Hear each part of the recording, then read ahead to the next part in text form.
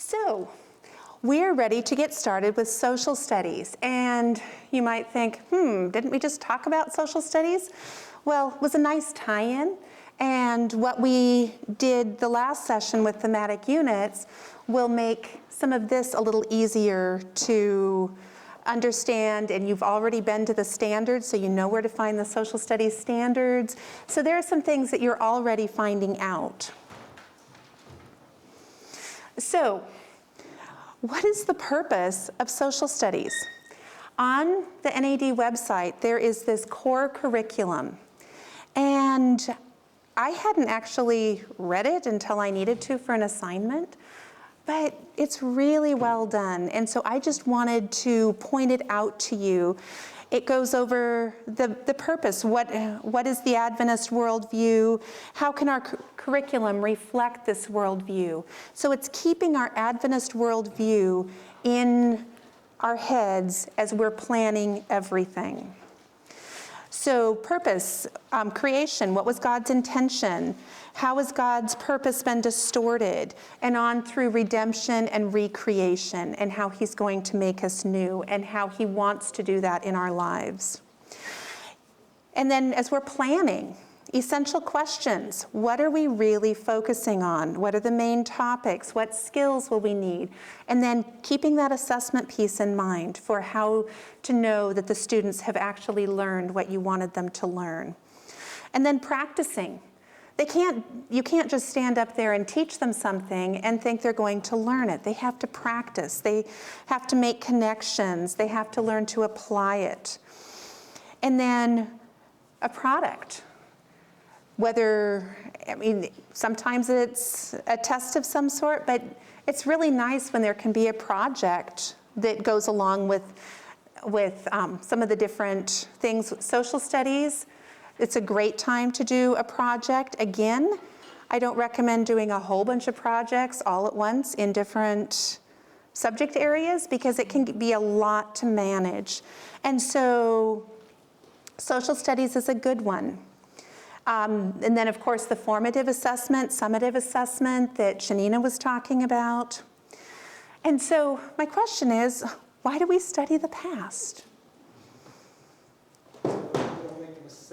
So we don't make the same mistakes. Wouldn't that be nice? The past affects the present. And the choices that we make now affect our future. What type of future are we looking for as Christians? So, social studies standards. I've already shown you how to get to those at adventisteducation.org and then get to curriculum and then standards, or you can go straight to social studies, and I think you can get to standards that way, but definitely the standards. So, social studies, we've got a whole table full of resources. These are all of our textbooks. So one thing that I want you to see, if you're teaching grades 1 to 3, we have consumable textbooks that are brightly colored. Well, that page isn't. You know what? Let me put the teacher edition down, and let's pull out the student edition. Okay, these are absolutely beautiful. And they worked really hard for them to be engaging. And those are up through 3rd grade. 4th grade is where you start the actual textbooks. And so 5 to 8 has textbooks. Now this is where it gets tricky. So this one that I am guessing most of you have is grades 5 and 8. All right? 5th grade is the first half of the book. 8th grade is the last half of the book. Okay? Now, Did you say 4th is with that one? This is 4th. Okay. This is 4th. And these go with 4th too. Okay. I'll go right back to that after this, okay? So first half is 5th, last half is 8th.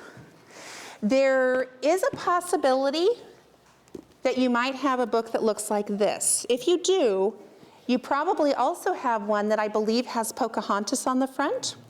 And this would be the last half of this book, and the Pocahontas would be the first half. You just don't have to share the book or have to figure out where half is, all right? Then there's world history. The first half is 6th grade, the last half is 7th grade. I know. They were working to keep small schools in mind so that you didn't have to buy as many textbooks, but you end up with a really nice big book that your kids can use. The first half of this, or the Pocahontas one. This is 5th and 8th.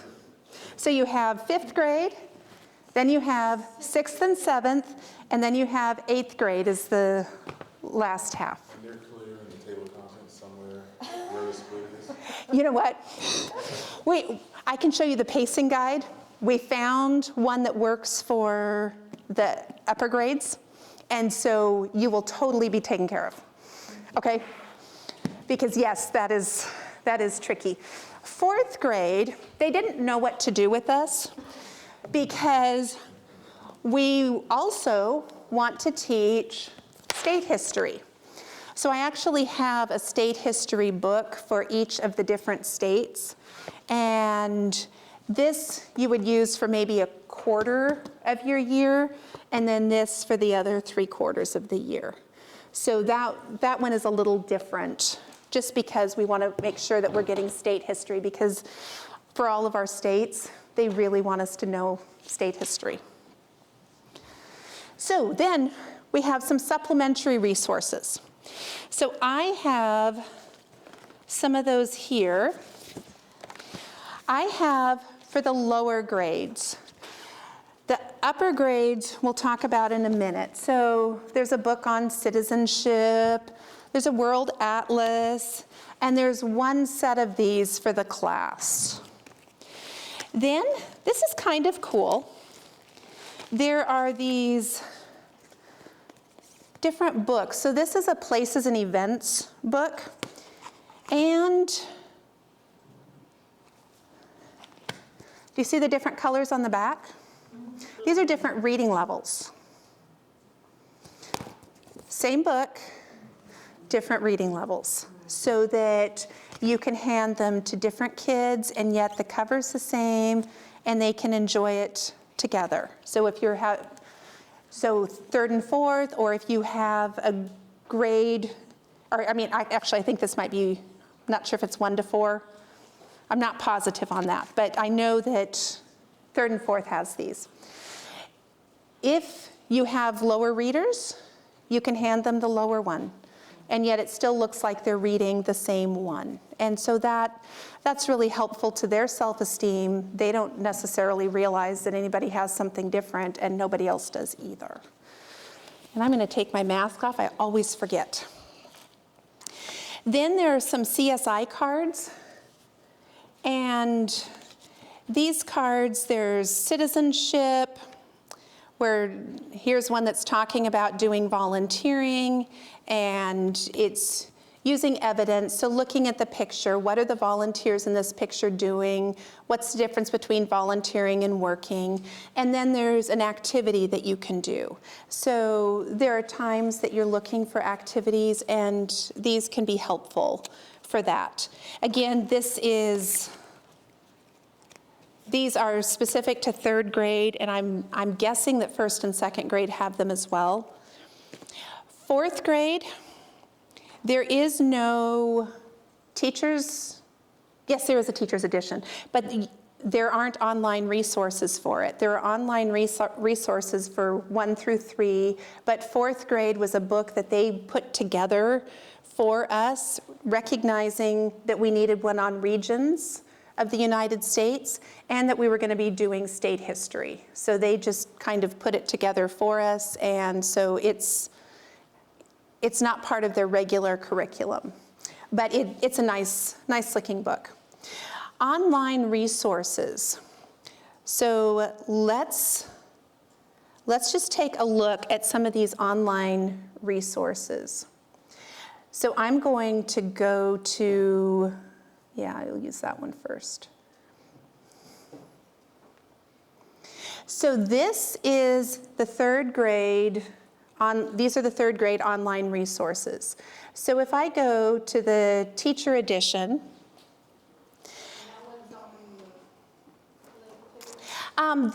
no, it's not. This is something that you will need to get a login for from your conference, from your school, and so be in touch with your principal if you have one, otherwise conference superintendent, and they'll have to figure out how to get you login information.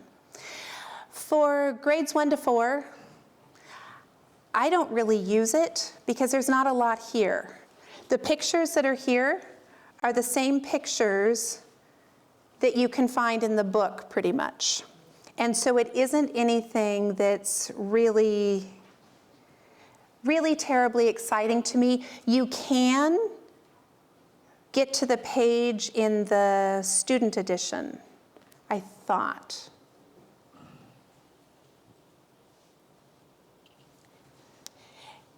There are some menu options here. So here we have pages that we can show. And so that way you could show it and you could all be doing it together. But let's log out of this.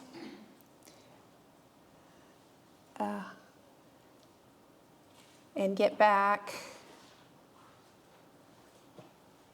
All right, I didn't practice doing this. I found the place where it was log out, there. I want to show you the upper grade resources because for upper grades, there are amazing resources on here.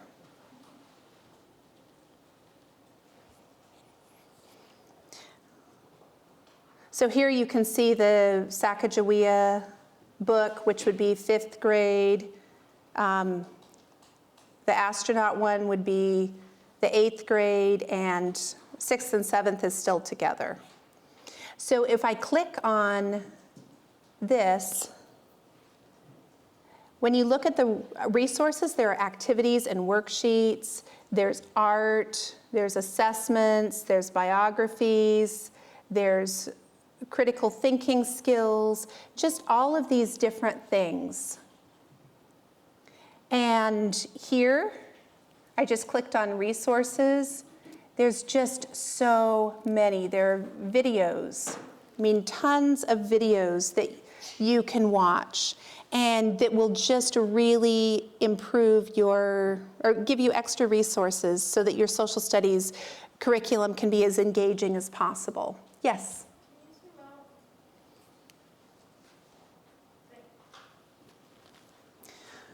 Yes. And so anyway, there's just multiple there, and so for each lesson you can search, and there are just multiple resources for every lesson, every chapter, so you'll have a lot that you can look through. And so that is something, especially if you are upper grades, you're going to want to bug your principal, bug your superintendent until you have that login, because it will be super, super helpful.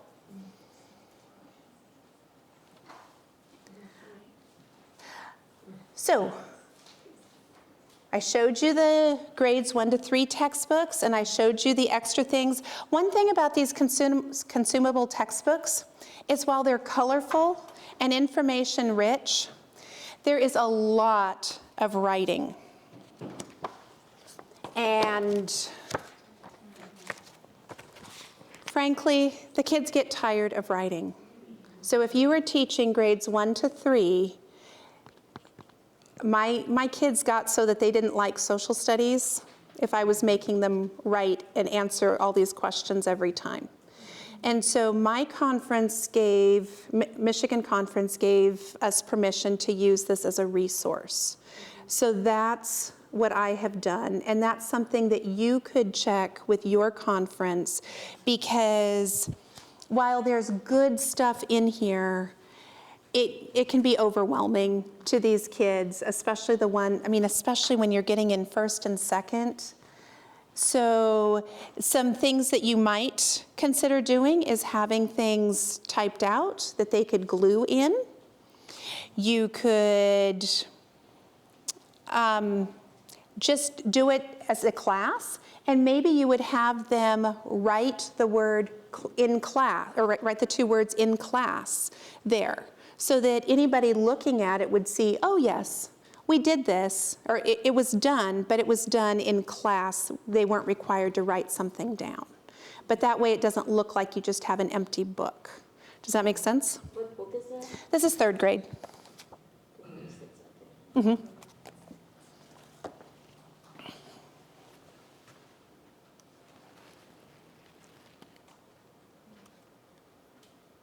So I showed you the online resources for that. Now, what I've shown you so far is for those of you that are doing 2 grades, 3 grades. Now we're going to get to the So Smart curriculum. So this is for those that teach grades 1 to 4, grades 5 to 8. This is where you're going to find your cycles that really help you with your work. And so we'll look, there are lessons there. You can use it for your year-long plans, your daily plans. There's a lot that has already been done for you. So let's take a look at that.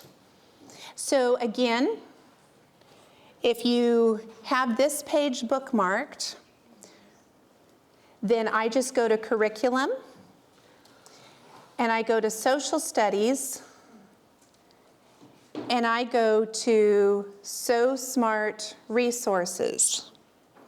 Now, So Smart, it's one of those words that you just have to learn goes with social studies. Here, the actual meaning of it is social studies management and resource tool. So Smart for multi-grade classrooms. So this is just for social studies. So there is a manual, and here at the Lake Union, they have the manual printed out and stuck in a binder.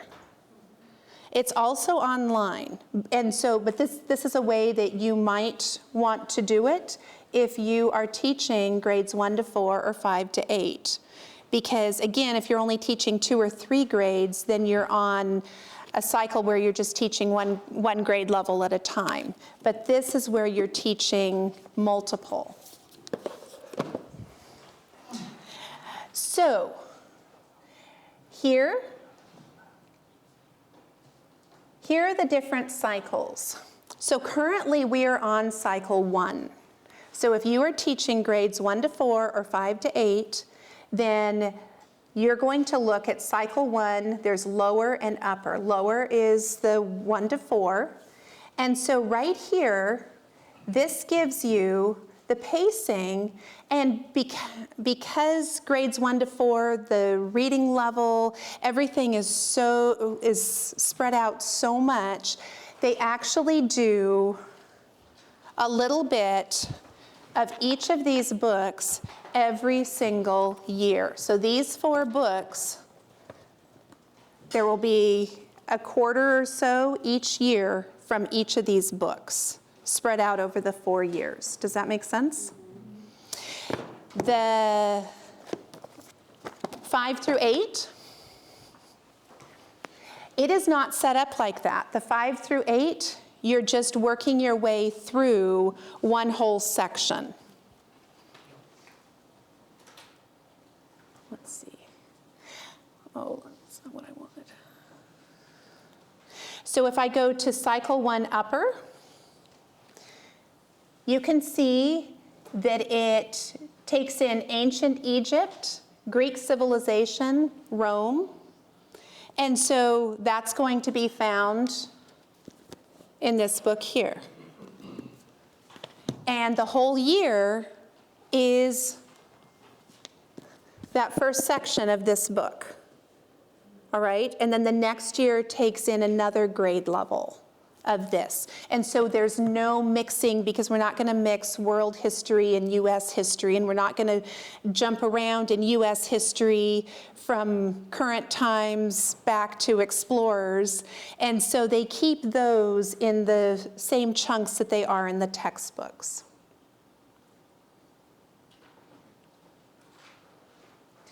And something that it's right over here, you can see the pacing.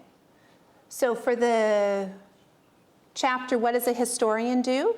The suggested pacing for that is 4 days. Geography, economics, and citizenship, the suggested pacing is 5 days. And so you can see about what the creators of this So Smart curriculum thought that it would take. And that would be a way that you will be able to cover your curriculum over the course of the year.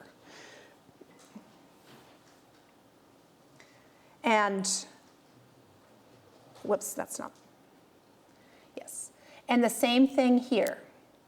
So for grades 1 to 4, it has people and traditions. Change over time is 3 days. Special holidays is 3 days. And so as you're making your long-term plans, you can see exactly how many days you're going to need for the chapters. And recognizing that people and traditions in our world are all taught that first quarter. And so that gives you the beginning and end date for it, and then you have to figure out how to make it work in the quarter.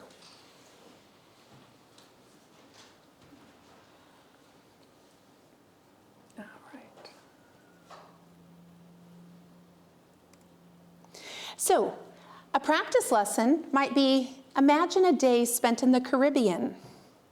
Are you hearing a theme here? Describe what you might see, feel, hear, and do on that day. This could be a great assessment that would go with your study on the Caribbean. You could have the kids work in groups to make a poster, a skit, or a diorama. I mean, you can have them show their learning in different ways. And you can also bring in the maritime climate, because you have the ocean that's right there that affects the climate. Another one, this would be an upper grade one, write an essay about how Lincoln's assassination changed the course of history. And I was thinking it would be interesting even to have that one split up into groups, and so that you would have the different groups really fleshing out the reasons, and then you could put it all back together, and then this could even be an assessment of whether they understood that or not. Then I was pleased that we had the little cuties today, because this is something that can be done at any grade level.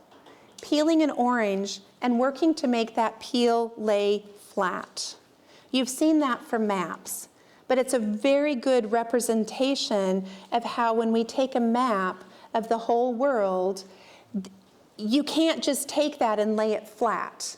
When you lay it flat, there are all these broken areas in your little cutie. Now we're getting into something, this is something I use a lot with social studies. I teach 3rd and 4th. And so this is something, this type of thing could easily go up through 6th grade. By the time you're in the older grades, you might be doing more like the trifolds. But a lap book is kind of like a mini trifold. It's done on a file folder. And so you just take the file folder and you bring the flaps around and fold them to the middle. And then you can open those up and you have this cute little mini trifold.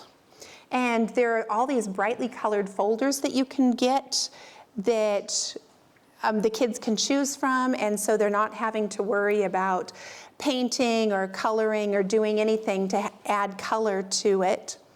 So because I teach 3rd and 4th grade, this is one that is on regions, and this is the Northeast region. And so what's really cool is they learn about some of the animals and plants, And I can go straight back to my textbook for them to get the information. And it's another way that I'm using the textbook as a resource, but they aren't doing all the writing in it. And they're learning to do research and be able to do close reading to find the information that they need. One thing that I did is I took and I tore pages out of books. I had several books that were extra, so I tore pages out. I stuck them in page protectors. Then when it was time for the kids to do a portion of this, I laid out those pages and said, here are the pages, look through these. And so they were actively involved in that, and yet when they were done, it came back. It could all go back together in my book. And so that has been really helpful. The first year I did this, I thought, oh, the kids will just love this. They won't mind the writing. Well, I tore out a student book and put it in here so that I could write on it with a dry erase marker under a document camera.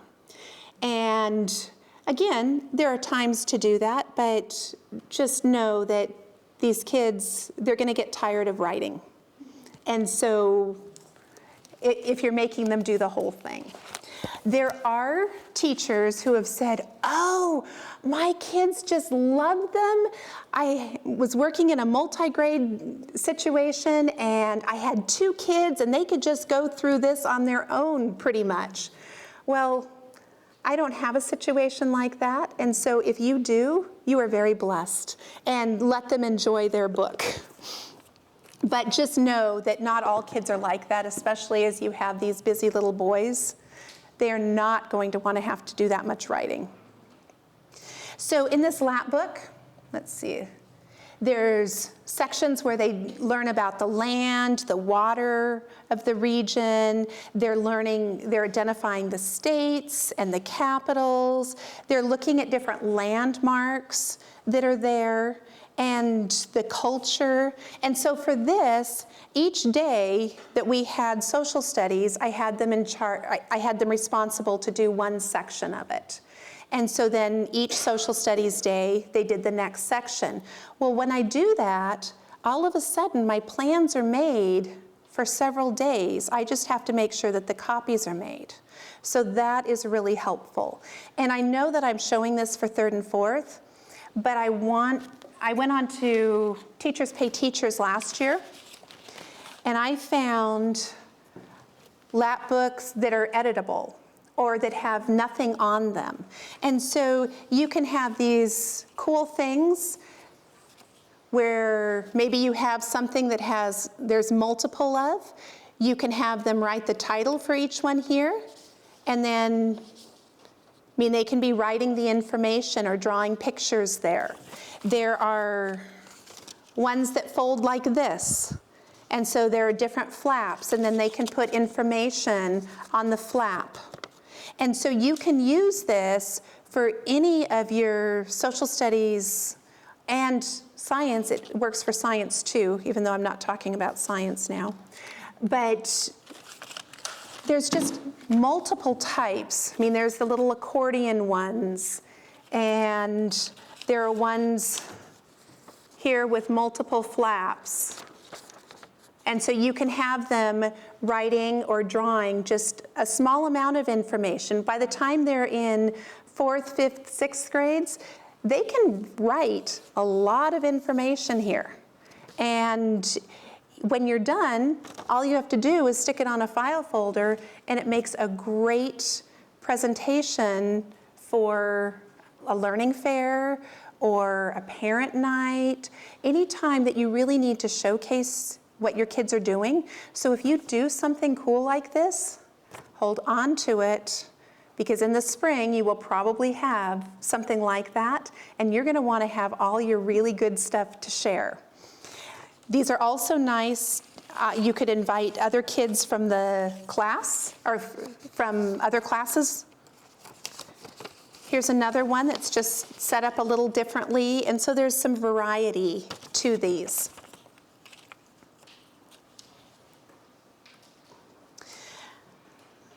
What's really nice is they're customizable. And so you can do with it whatever works for you. There are ones that you can find on Teachers Pay Teachers.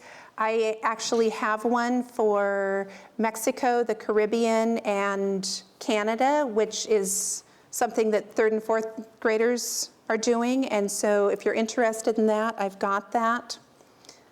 And what's cool is if you have all the grades, this is a great way for your younger kids to be working on a little trifold in a very systematic way, and then you can have your older kids working on their larger trifolds, and they can all be working on trifolds at one time, and they can all feel included in that. So some of the themes. There are social studies concepts. Some of the ones that make great themes, economics. So economics is one of my favorites because we have this book, The Lemonade War. I did have to white out just a few words, but overall it's really, really good, and it goes through so many of the economics principles.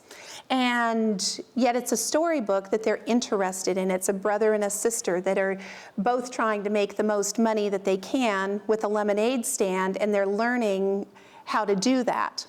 And so then the kids, they work on their own products. I give them a set amount of money to use for their own products.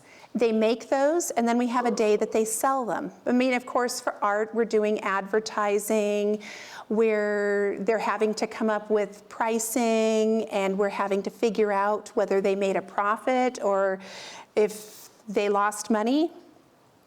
Another one that's fun to do is government. That's one that you can really make real life. At the end of one year, I had students, fidget spinners were really big. And so we went through a whole process of creating a rule. I mean, they were initiating an idea, and we went through creating this law that for the last day and a half of school, they could have fidget spinners. It was a win because they were very invested, and the last day and a half, they're going to be crazy no matter what, and so fidget spinners aren't going to make them any crazier. Country, continent, section of history, those are all great ways to bring in the themes to that. Again, remember your purpose. The past affects the present, and the choices that we make now affect the future.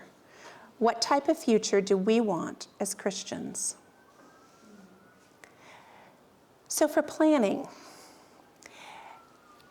we were looking, and kind of like science, which we did find the pacing guide for that. If someone can find the pacing guide for social studies, I would be very, very grateful. If not, Sherry and I worked really hard for grades 1 to 4, and we have a pacing guide for you. So it tells how many days for each of the chapters and what quarter to do that. So with this, most of your long-range plans will be done. You should be able to do this pretty quickly. Grade 4. All right. Grade 4, you could easily spend the entire year going through this book. The problem is you need to do some state history. And so if is anybody planning 4th grade? But when you do need it, I just want you to realize that in this pacing guide, we allowed 1 quarter to work your way through state history, and the other 3 quarters to go through the different regions. Other than that, the chapters are the pacing that you would find in the multi-grade, but we separated it out by grade level. So if you're doing 1st grade this year, you just need to look at the grade 1 column. second grade, the grade 2 column. I notice here that in the grade 2 column, there's only 6 days worth up here for the first quarter, and then there's way too many weeks down here. So it should be about 16 weeks each quarter, so you're going to need to put some of the ones that are down here in the second quarter up in first quarter to make the days work. All right? Any questions on this? This is for grades 1 to 4. Okay. Yes. Can we get a copy? I have copies that I will be handing out to you. No, I don't need the grades 1 through 4, but just to get an idea of what you do. I am giving this to you because we could not find the pacing guide in the books. And if we can't find it, and we have done a lot of looking, it's obviously not a very logical place that it's been put. And so we wanted you to have something that would be easy to look at and you could just use, okay? Upper grades, yours, we're gonna go back to the So Smart curriculum, because if you go to the So Smart, we discovered, I wonder if I had one more slide I was supposed to show you. Okay. We discovered that 5th grade is cycle 2 on the So Smart upper chart. 6th grade is cycle 1. 7th grade is cycle 3. 8th grade is cycle 4. So when you go there, you can look at the pacing guide that they have. So let's take a look at that, just to make sure. Let's see, did I have that one? Okay, so if we go to cycle 1 upper, we go to our chart. So this one, which is 6th grade, this is basically what you're going to be doing for your long-range plan. It gives you the chapter titles. It gives you the number of days about.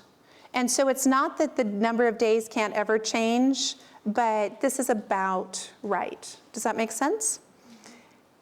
The other thing that I did not show you because I was just showing you the chart, but let's look at quarter 1 in the upper grades. Take a look here. The topic is, what does a historian do? It goes through the standards. This is upper grades again. Lower grades has this too.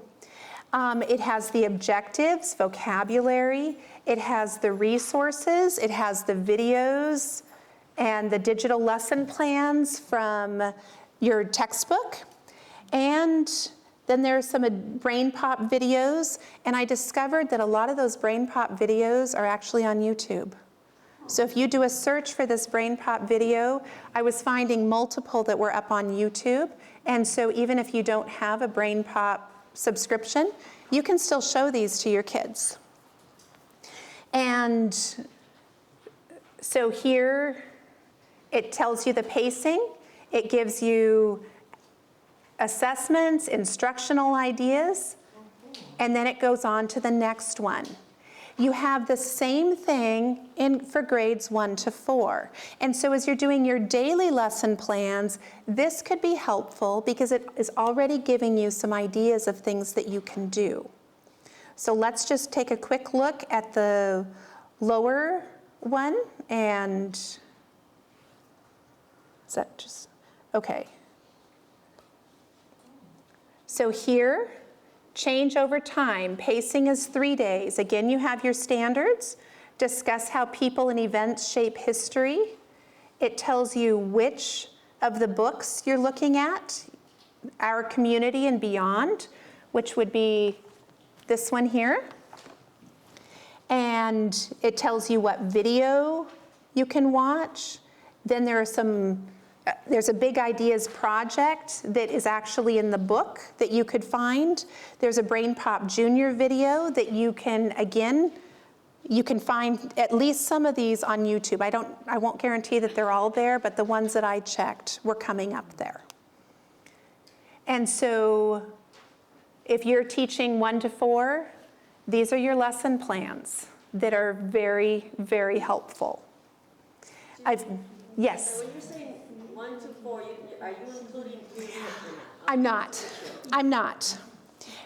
Now, if you're really creative, you can find where your textbook is, and you could find the lesson plans that go with that. But for just the 2 grades, often it's just as easy to look in the teacher's edition of the textbooks that you have. So this would be for grades 1 to 4, where they're doing everything together, or grades 5 to 8, where you're doing everything together. All right? Are there any questions about how I got someplace or on what, any of the things that I've presented? That's like, This one? yeah. Okay, so if you, again, go to adventisteducation.org, and I have mine bookmarked here. I click on curriculum, and then you go to social, under elementary. There are 2, you can see here, there are actually 2 columns that are both elementary. The black or the dark blue, whatever it is. And so you just go to social studies.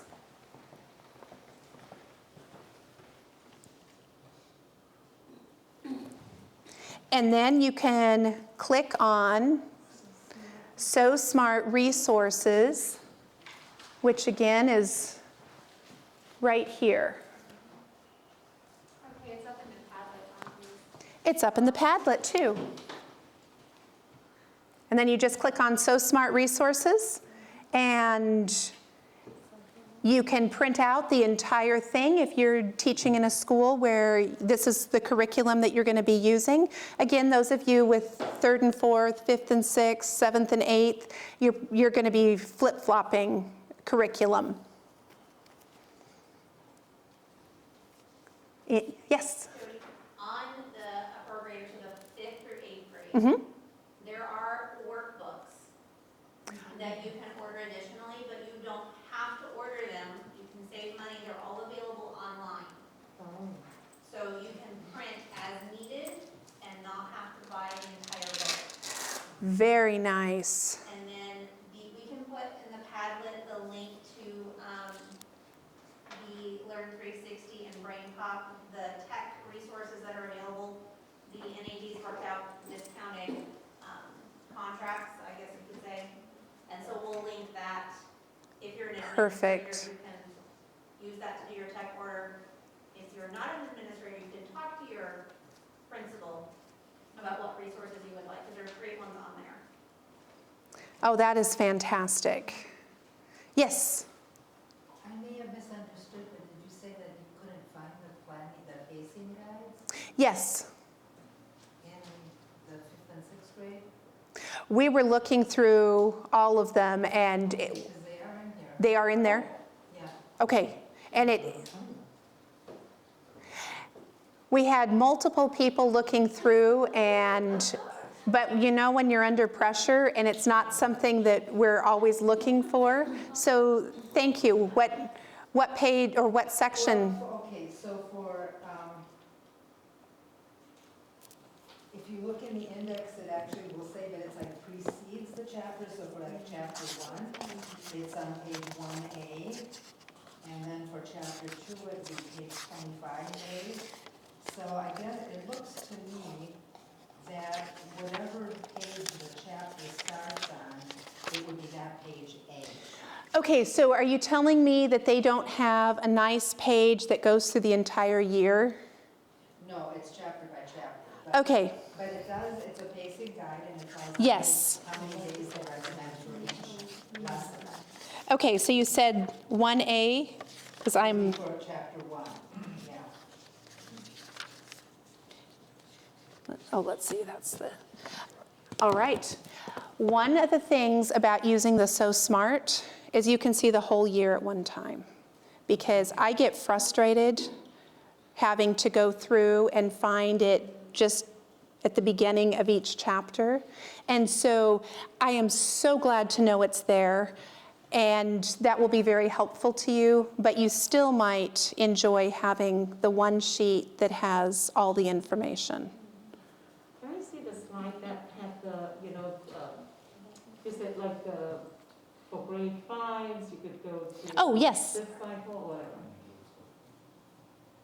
Or that one, yes. Yes. Thank you. What's that? All right. My recommendation is that we have a little bit of extra time, and so if there aren't any more questions, then feel free to get up, take a quick break, and then long-range planning, again, using those pacing guides, and I have the ones for grades 1 to 4. Using these pacing guides should really help you get the long range done quickly, and then you can start on your daily lesson plans as you're looking through.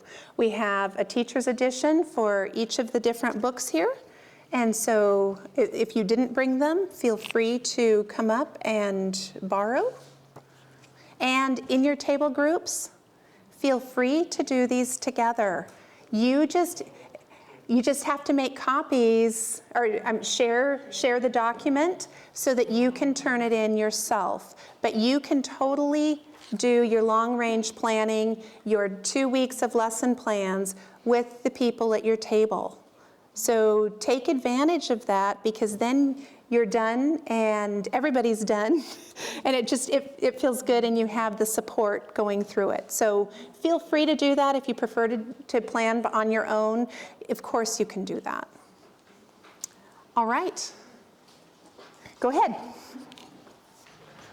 All right, so we're just gonna have a time to kind of debrief together, the grow time that's on your schedule. One thing that we need to just verify with you, you should have all gotten probably 2 emails. One of them was a Google link that was not correct. It was actually a planning document.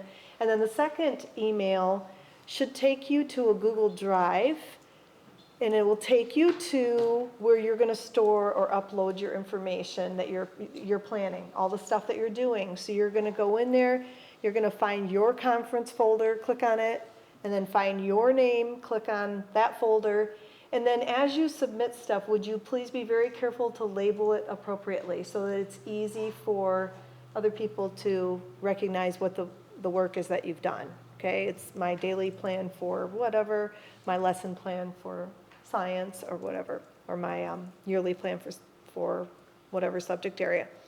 So a couple of areas that we know we need to address just based on some feedback from people in the, you guys, and things that these facilitators have, questions that they have answered.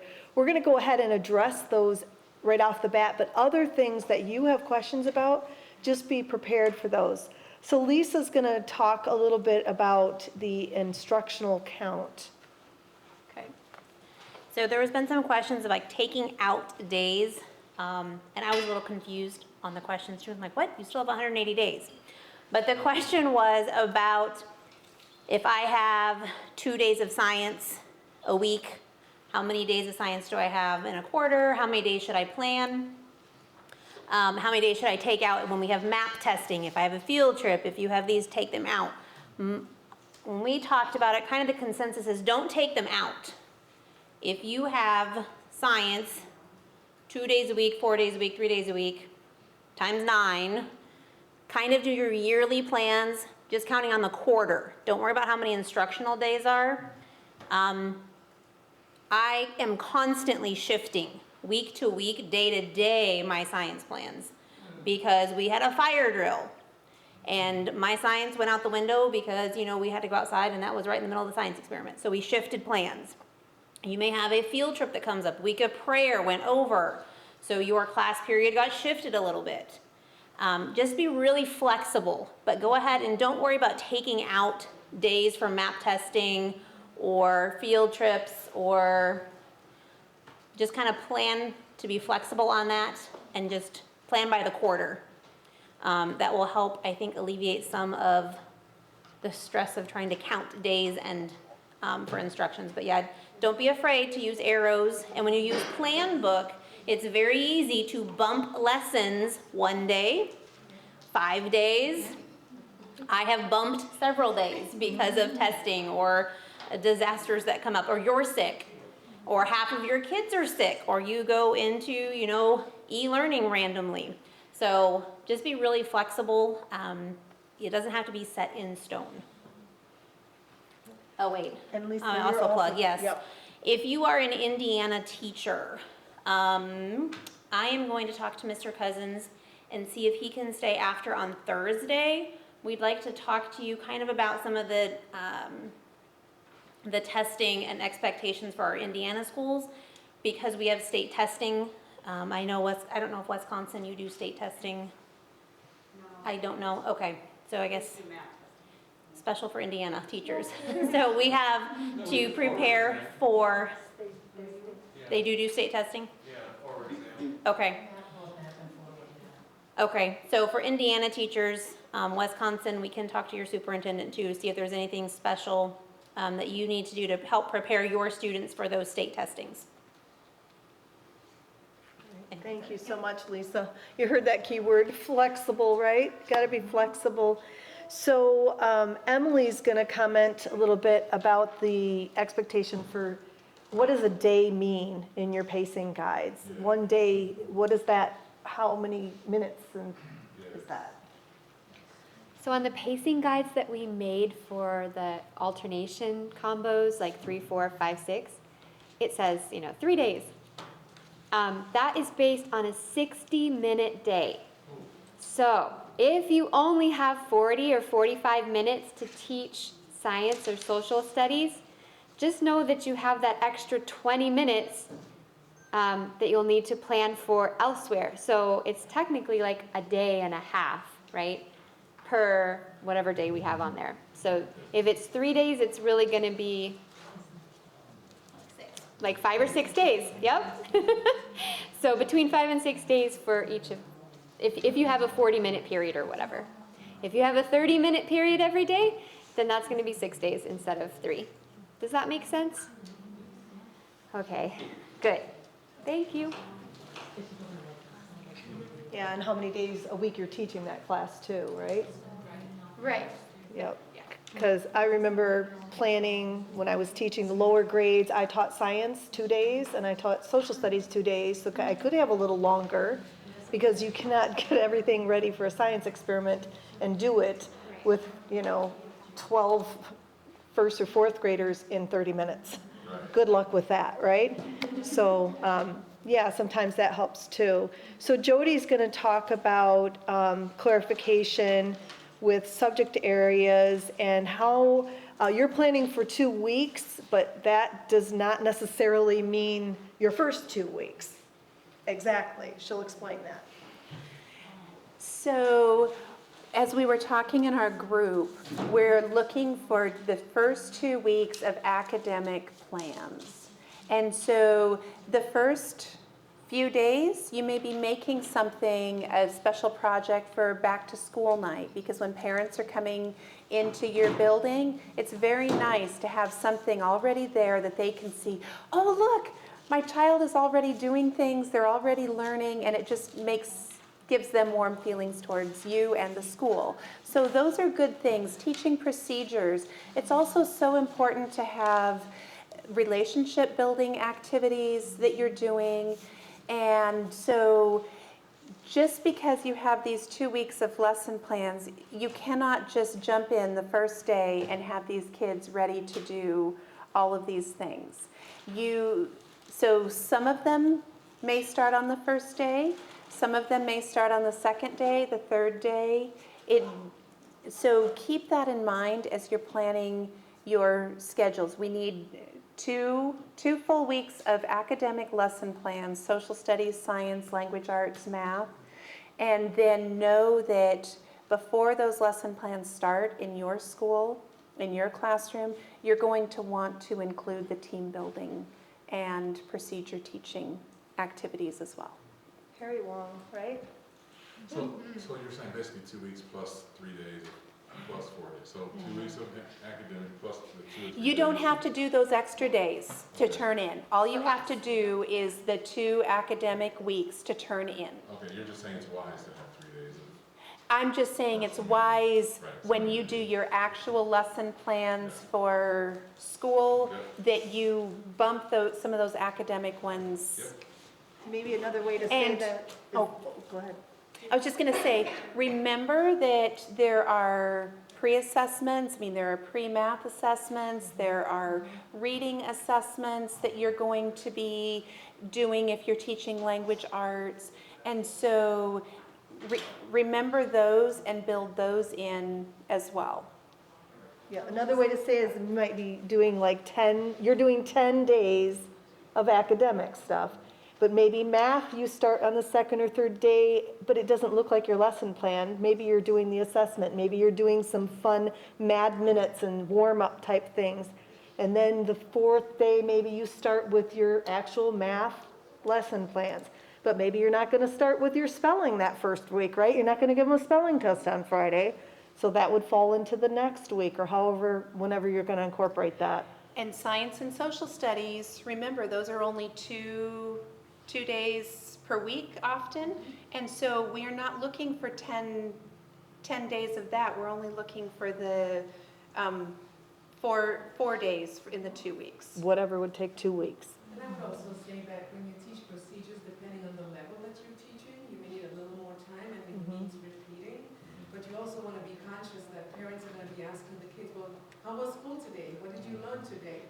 And if for 3 days, 4 days, they're saying, we just learned procedures. So you've got to balance that, right? So you understand that procedures will need to be retaught, and the first day will be heavier, but as you go into the second and third day, it's going to be lighter, and it's going to be a good balance. So kind of keep that in mind too, that you're not introducing them to what they will be covering academically too far back without, giving them some awareness of What also helps is if you send a letter home to say that you're doing it, you don't ask the kids, and there's no in between. parents understand that. Good point. So what other kinds of questions do you have or things that came up in your work today, partly yesterday? I'm sorry, Nina? For science, if you're teaching 4 grades, we are not doing second for first and second or 4 for third and fourth. We have to refer to the binder that shows us the cycle. If it is cycle, remind me what cycle is this? I'm doing standards-based. Cycle 1. Cycle 1. So you go to the binder that says cycle 1, and then it will tell you which page from the 4th grade textbook, which page from the 3rd grade textbook. It is not like you're teaching 4th grade to 3rd and 4th and 2nd grade to 1st and 2nd. Refer to that binder. Cycle 1. Another tidbit on that, you might want to check with your previous teacher or administrator to find out if you are on the right cycle. Make sure that you are on cycle 1, that they didn't get off schedule. If And you don't that want to plan for the same science book, Yes. you will hear, and I'm saying that because our school somehow got off schedule. And that happens. So, The kids will tell you. the kids will tell you after you've planned all of this time that they've already had that math book. Yes. Not math, they've already had that social studies book. So just check. if you were off the year before, isn't it better to get on? So if I have to repeat 1 year and then be on, Parents are not going to like that. I would- I get your point, but parents are not going to say, wait a minute, tuition, I could just see parents, some parents. But you make a good point, it's just that you have to also know that, except that you won't have the same group of kids if you were teaching a single grade, but because you're multi-grade teaching and if you're alternating, for example. So you gotta think about that too. I would say that's a flexible question too, because you have to look at the size of your school. How many kids is that going to affect? And what kind of learners are they? If you have low learners and there's some things you need to go back and repeat and it wouldn't hurt a soul, I would do it and get back on your cycle. Exactly. You're a different teacher. You're going to pull in different resources. You're going to present it differently, different activities. So, they'll still benefit. But, you know, it is wise to be very careful doing that as well. Other questions or things that came up that you're not sure about? Other help areas you need assistance in? There'll be some questions again at the end of the day in the Padlet on the exit ticket. I don't think it's in there yet, but it will be in there shortly, probably really soon. I have a question. I just wanted to know how many of you have successfully been able to access Padlet? Everybody? There's no one that has not been. I have a question about the Padlet. Are you gonna update what was being shown up here? Because I think they were not. Which is it missing? I think either I didn't find it here, or but the Yeah. slides that you were showing. they Which were not slides? here. Like the worship, one example was the worship, I didn't see it here. Oh, yeah, maybe It's try there, because I refreshing it. looked at it. I checked it and everything to make sure it was the right one. They did, there was an old one in there, but if you try refreshing, it should be there, Okay, hopefully. let me check it again. But that's a good question. If you guys see anything that's missing that you want to see in there, just let Lisa or myself know, or one of us. That you wants to added the standards are available there. Oh, yes, the standards are available. So under the thematic resources heading, the link to the standards is there. Are there any other links you want access to, or resources, information? What would be helpful at this point? A lot of time. Time, right? Yeah, okay. Time. So here's a question. Is it helpful for you to continue working like this where you're kind of collaborating? Are some of you finding that, you feel a little shut down because it's too much going on? You know that we all have students in our room like that, right? They just need that quiet corner. We can provide you a quiet space somewhere if you just need to kind of block everything out and think. Whatever you need, you just need to let us know. You can let us know in the exit ticket too. It's posted, so it is up. So if you need a quiet space, you can just tell us tomorrow I need We'll find you. quiet, what did you call it? What did your time is? The calm. The calm corner. A calm corner, yeah. Corner. Anything else? Questions or comments or anything? Thank you for the book. Yes, Thank you so much. absolutely. So I'm going to give you a couple reminders then, and I think then we'll be done. So don't forget that you are thinking about questions for your superintendent, and like Lisa's going to address with the superintendent for Indiana about the testing, that would be a question for, them specifically. But if you have something that any superintendent could answer, or, you feel comfortable asking yours, like what's a normal observation evaluation schedule look like? What is that going to look like when you come in my room? What are you looking for? Whatever you want to know. If you just want a generic answer, you can ask the panel.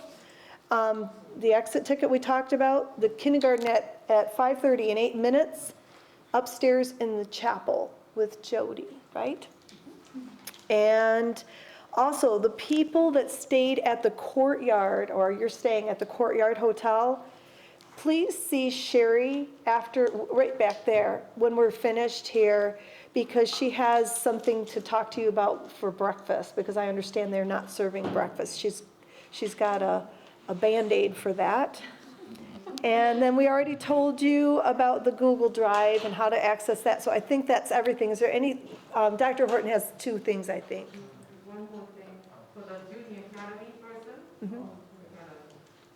mine will be shorter than kindergarten, I'm sure. I talk fast. She has a lot to cover, these are just syllabus. Okay, and just one more thing, the idea of Indiana meeting with the superintendent gave me the idea this last week that we probably for the first time can schedule it where Michigan, Wisconsin, Illinois meets with their superintendent, and so Claire and I kind of work it out to decide where. We'll let you know on Thursday which room we'll be having lunch with the superintendent. Good We'll idea. be serving down here. The largest group, Indiana, would likely meet here. Wisconsin will meet, we'll work it out. Indiana has the largest group, so definitely down here. We've got the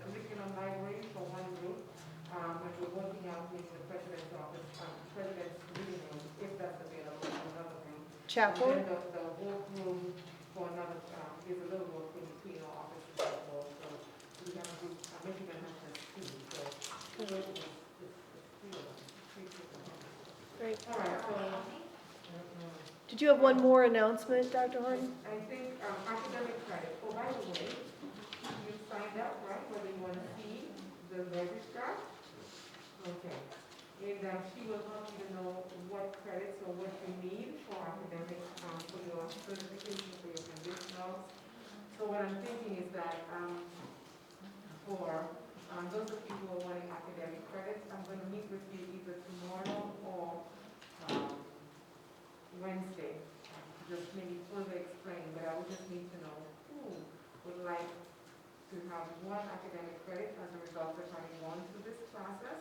Once again, it's a matter of turning in all of your lesson plans, daily lesson plans, and annual plans, which qualify you for one academic credit, and having been here for the duration of time.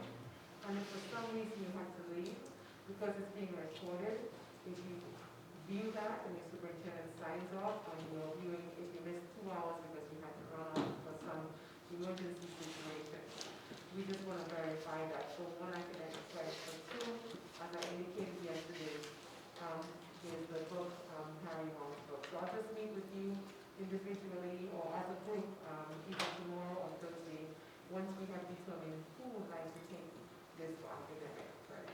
Okay? And don't forget to sign up to see the registrar if you need to. The sheet is on the table there as you come in. I think that's it. Is that it? All right. Tomorrow we'll see you again at 8 o'clock. Shall we have a prayer here? Emily, would you have our closing prayer? Sure. Let's bow our heads. Father in heaven, thank you so much for your presence here today. Thank you, Lord, for taking us by our hand and help us to keep our hands in yours as we continue on this evening and planning and other things that we are doing. Thank you, Lord, for your help and your wisdom. Please continue to fill us with your spirit as we continue on preparing for this school year and our students and families. And just thank you for everybody that's here and the connections that are being made this week. We love you in Jesus' name. Amen. Amen.